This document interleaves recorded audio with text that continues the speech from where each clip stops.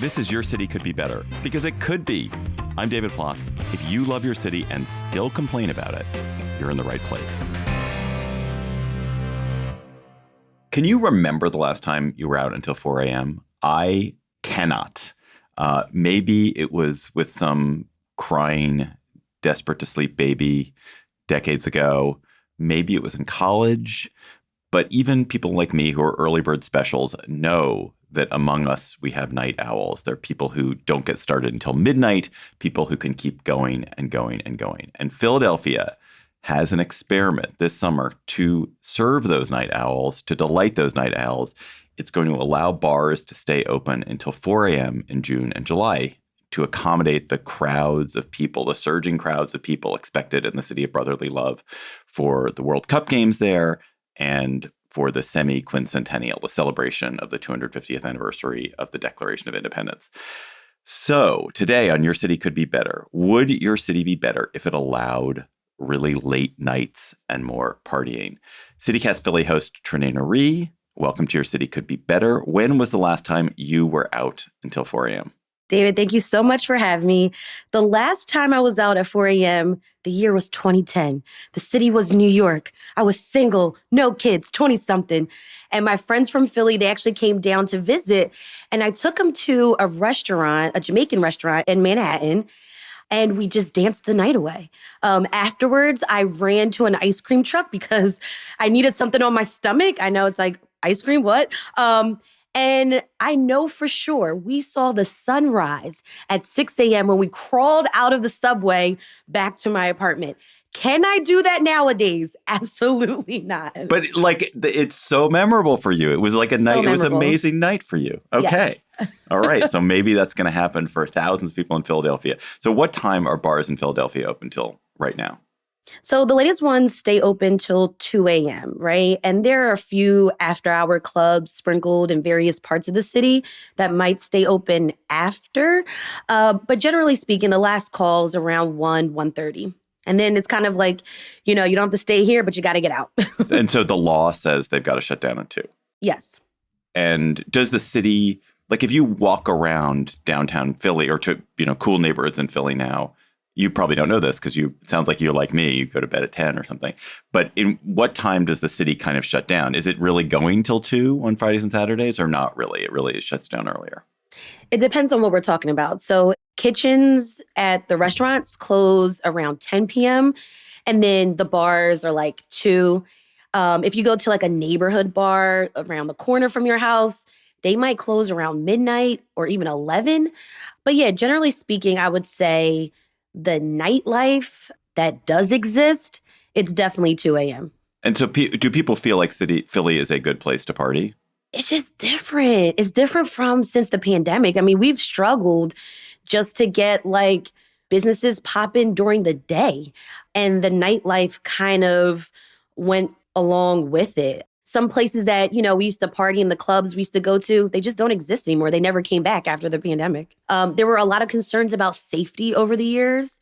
And then we got to talk about those food options. A lot of the Wawas are gone. The big Wawas, they're gone. And so you say Wawa like everyone knows what you're talking about. Just explain what Wawa. Oh, Wawa is what I would Wawa call is? a 7-Eleven. Or it's like a 20. It's a 24-hour place. You can get gas. You can get some hoagies. You can get anything you might need to sustain yourself after 4 a.m.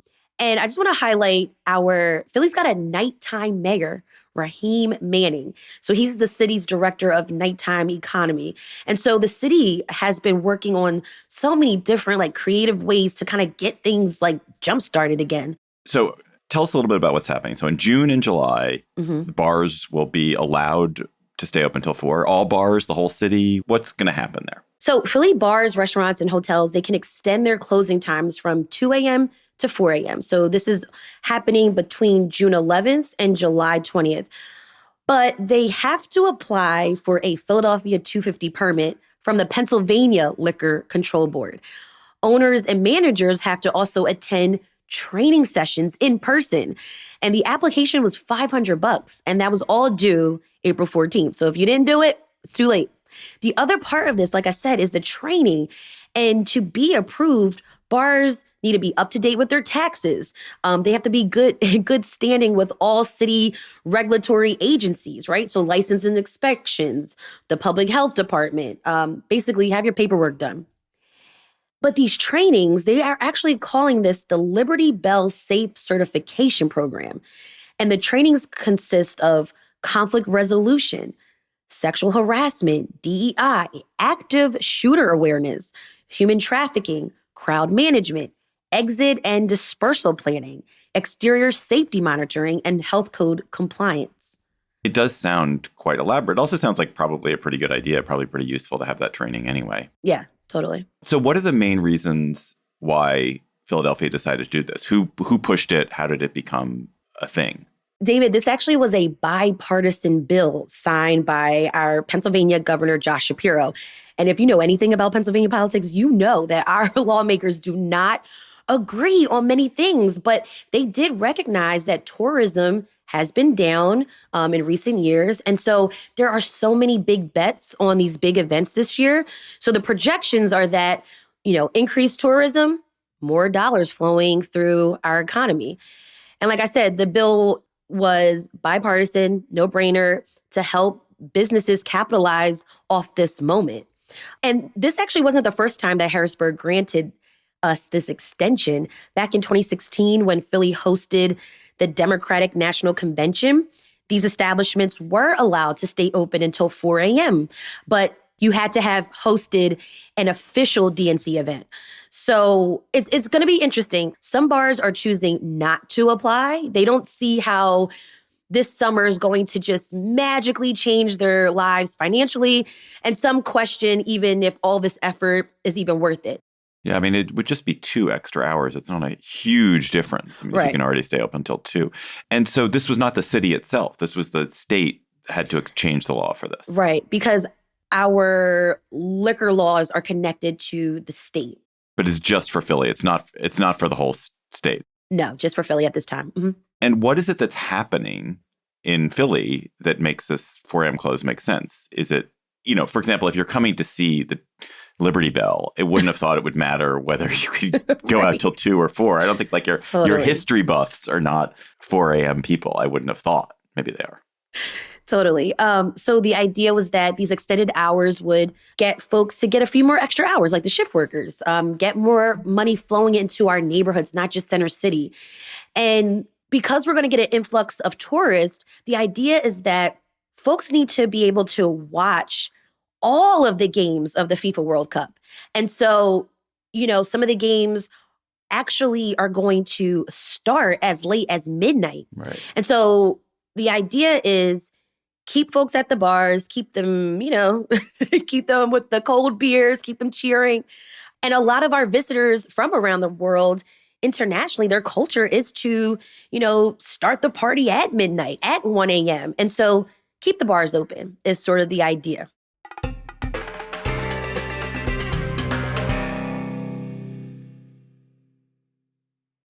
All right, it's time for our weekly segment, Banking Outside the Box with Oak Bank, with the sponsor of this episode, Oak Bank. It's your opportunity to get your banking and financial questions answered by an expert.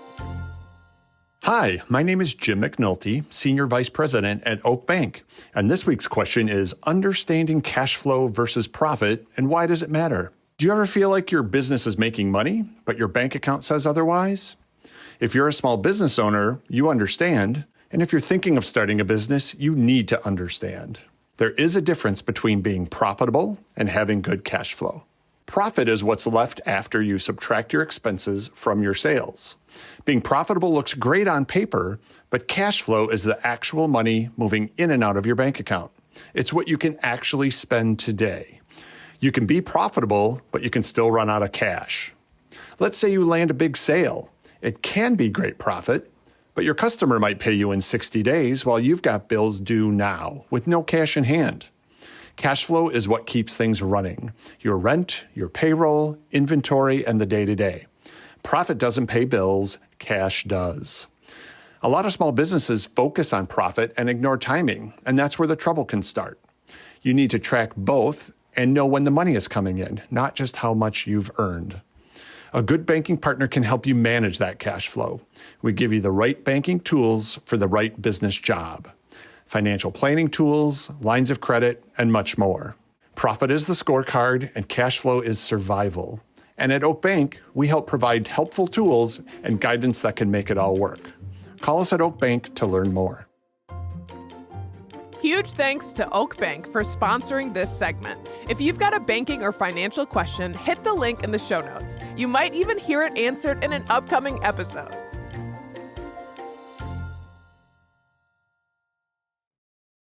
So the people who advocate for this and who've supported this, sounds like it's bipartisan support. What is it they say is going to happen? You've mentioned more shifts for workers. What else is going to happen? Happier tourists. Yeah, happier tourists. And also, like right now, our city lawmakers and state lawmakers are courting to get us to get the DNC back in 2028. And so, like, again, it's a big bet to keep these big events coming into the city. When you and I started talking about this, you mentioned some drawbacks. So what do people say are the drawbacks of keeping bars open till 4? What is the difference between keeping bars open till 4 as opposed to 2? Why is that going to be maybe a problem or not as good as it seems? Yeah. So, David, you know that Philly complains. And one of the complaints is about transit, right? And as we're recording this, SEPTA has no plan to extend services past 1 a.m. And so there's a deal right now Airbnb made with the city so that fans can ride the Broad Street line for free after the games. But what about the nighttime crowd after 2 a.m.? A lot of folks say that there's not going to be a lot of public transit. So then you would have to shift over to rideshare. It could be good for rideshare drivers, right? Prices might surge. They might get extra money in their pocket, but they have to stay up until 4, 4:30, 4:45, 5. If you're shipping people to the burbs, South Jersey, or even Delaware. But what's wrong with that? Like if the rideshare drivers make some money, the people who've gone to the bars are like, oh, I need to get home. So they're willing to pay for it. They're tourists. They're putting out money to pay for it. That seems fine. Why is that? Have you ever left a Phillies game, a Flyers game, a Sixers game, an Eagles game? The traffic is horrendous because there's not a lot of like options right now with SEPTA. I have never left any of those games because I would never go to a Philly sports event because I'm a regular, normal person. Well, the traffic is horrendous, right? And we've got a lot of small neighborhood streets. But at 4 a.m., the traffic's not going to be horrendous at 4 a.m. It's going to be, they're going to be people. They're going to be some people. It's not going to be thousands and thousands of people who are at the bars at 4 a.m. It's going to be some Will there extra be people. Thousands and thousands of people driving, doing rideshare? Those people have to stay up. They might not be night owls. It could be a problem, right? I'm just saying it could be. Okay, what else? What are the other drawbacks? Right. I said the Wawas, the food options. A bunch of drunk people don't have a lot of places to eat. There's not that many 24-hour diners anymore. Wawas are gone. There's I can count how many 7-Elevens are around the city. So the question is, if restaurant kitchens normally close around 10 p.m., do we have to keep staff on their feet to feed people, to keep the kitchens open? I mean, again, I believe in capitalism, and one of the things that capitalism does is that if there's a need, if people are there and they want to buy a burger, someone smart is going to be like, I'm going to stay open so that I can sell people burgers. It seems to me like if it makes sense for restaurants, they will make a bet and they will stay open, and if it doesn't, they won't, and then people will be a little bit hungry, and so be it. Yeah, I'm also looking into what will food carts and food trucks do? Are they going to be able to be around serving food at 4? I don't know yet. Any other issues that you see coming up with this? I mean, like I said, Philly complains a lot, and I know for sure that if people are stumbling into their Airbnbs or into the hotels at 4 a.m., someone's going to complain about the noise. That is definitely true. Someone will complain about the noise. Yes. That for sure will happen. This is really an experiment on not just the economics of Philly, but also transit, permitting, sanitation, gig economy, residents trying to sleep. and post-event cleanup efforts. Who's cleaning up all the throw up? Who's cleaning up the trash cans?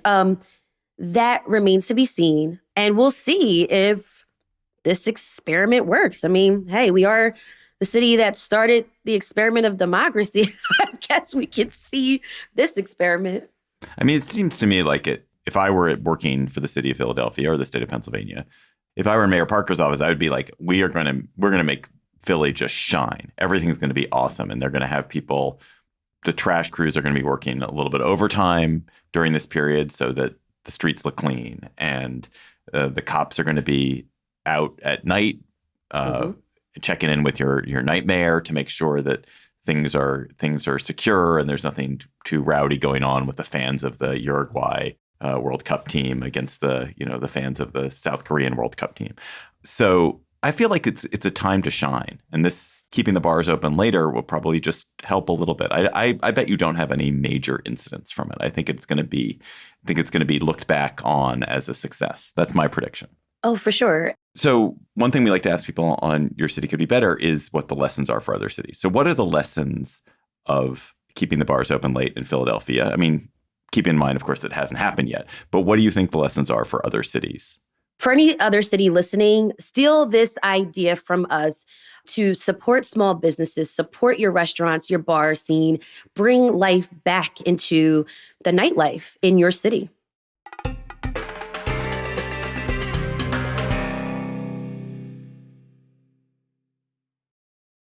Word on the street is that it's the 250th anniversary of the Declaration of Independence, written in Philadelphia, signed in Philadelphia. And Philadelphia, of course, was the place that the United States, in many ways, was born, as you guys remind us. And it's very exciting to think that this country has had 250 years, a great experiment. It's, we've accomplished a lot. But this is happening. This celebration is happening at a time when a lot of people, including a lot of people in Philly, are pretty gloomy about the state of the nation and the state of our democracy. And so I'm curious how you all are managing to celebrate, or how you will manage to celebrate the 250th, the semi-quincentennial, but also not feel that you're serving a Trump narrative, which I think probably a lot of people in Philly don't want to serve. I don't think a Philadelphian centers their life around any president's agenda. Let's put that out there. We've been celebrating since January. We're hosting these first festivals. So we're celebrating our beautiful city, the first hospital, the first volunteer fire company, the first African Methodist Episcopal congregation, the first authentic Chinese friendship gate. Do you have a different celebration for each of those?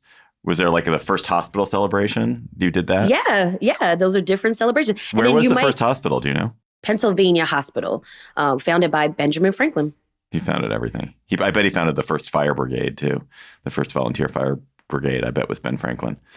Anyway, go ahead. Sorry, I interrupted you. No, all good. So yeah, sprucing up our streets, preparing to host block parties in our neighborhoods, and a range of art exhibits. We're going to have our annual Adunde Festival, which celebrates African-American culture in South Philly. We've got Philly Pride Festival along the Parkway, Juneteenth Parade in West Philly, and July 4th concert and fireworks show. It feels so good right now to be a Philadelphian. And of course, we got our sports teams, of course. And so the city overall is just modeling how to highlight the country's history without ignoring the nation's past. And to catch you up, there was an executive order from President Trump to remove mentions of slavery from the President's House, which is an outdoor National Historic Site over on 6th and Market Streets, where President George Washington lived, and he had 9 enslaved men and women working and living there. And the city not only fought these changes in court, which is still an ongoing legal battle, but now we get to celebrate Ona Judge Day, which will be celebrated on May 21st. And this is a commemoration of Judge, who was one of 9 enslaved people living there, working at the President's House, who managed to escape to freedom and was never caught after several attempts were made to bring her back to the Washingtons. So Philly is modeling how we can celebrate America without whitewashing its history and ignoring its cruel past. That's great. I did not know about Ona Judge Day. That's awesome. The story of Washington, I read a little bit about this when I first heard this about the president's house a few months ago. And it's outrageous. It's even more outrageous than just that they had enslaved people living there. It's that he would literally cycle his slaves up from Virginia to Philly and then back down to Virginia, because if they stayed a certain amount of time, they were eligible to be free. But as long as they didn't stay that long, they couldn't be petitioned for their freedom. And so it was just a very deliberate act on his part, which is depressing. I mean, I think I live in D.C. and of course, we too are going to be one of the centers of the celebration of the semi-quincentennial.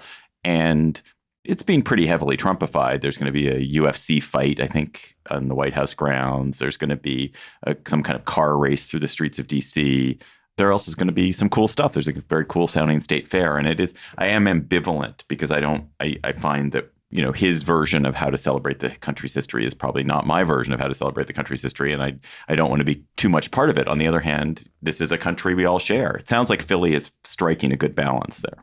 Yeah. And I would say, I think Philly just leans into folks who have over the years done a lot of community organizing, folks who are not afraid to speak up.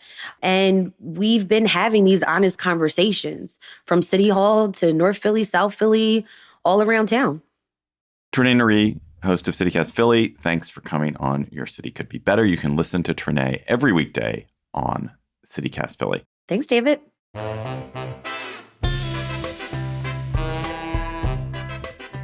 That's all for today's episode of Your City Could Be Better. I'm your host, David Plotz. Our producers were Lizzie Goldsmith, Priyanka Tilve, Trenae Nuri, Abby Fritz, and Matt Katz. Our music is by Carl Christensen. If you are enjoying the show, why not tell your friends, rate the show, leave us a review wherever you get your podcasts. We will be back next week for another conversation about how your city could be better. Bye-bye.